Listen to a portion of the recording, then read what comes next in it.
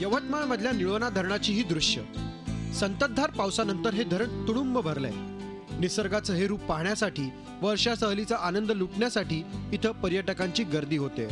तरुणाई, बच्चे कंपनी इथे येऊन भिंतीवरून खाली कोसळणारे तुषार जलद निसर्गाचा आनंद लुटतायत। तरुण मंडळी पोहण्याचा आनंद घेतायत, तर धरण ओव्हरफ्लो झाल्यामुळं खळखळ वाहणाऱ्या वाघाणी नदी आणि धरणाच्या काठावर बसूनही पर्यटक मौज मजा करतायत। याआधी 7 ते 8 दिवसाआड होणारा पाणी पुरवठा नियमित झाल्यानं यवतमाळकरही आनंदित झालेत। आज इथे हे धरण पूर्णपणे भरलेलं आहे आणि ओव्हरफ्लो होऊन आलेलं आहे।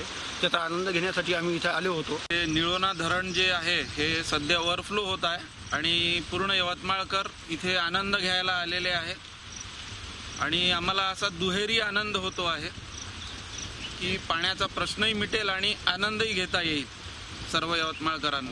यवतमाळ शहरापासून 11 किलोमीटर अंतरावर असलेल्या आणि निसर्ग सौंदर्याने नटलेल्या या स्थळाचा पर्यटनाच्या दृष्टीने विकास व्हावा अशी यवतमाळकरांची मागणी आहे। नुकत्याच झालेल्या मंत्रिमंडळ विस्तारात यवतमाळचे प्रतिनिधित्व करणाऱ्या मदन येरावार यांना पर्यटन खात्याचे राज्यमंत्री म्हणून जबाबदारी मिळाल्यानं लोकांच्या अपेक्षा वाढल्या आहेत। श्रीकांत राऊत, झी मीडिया, यवतमाळ।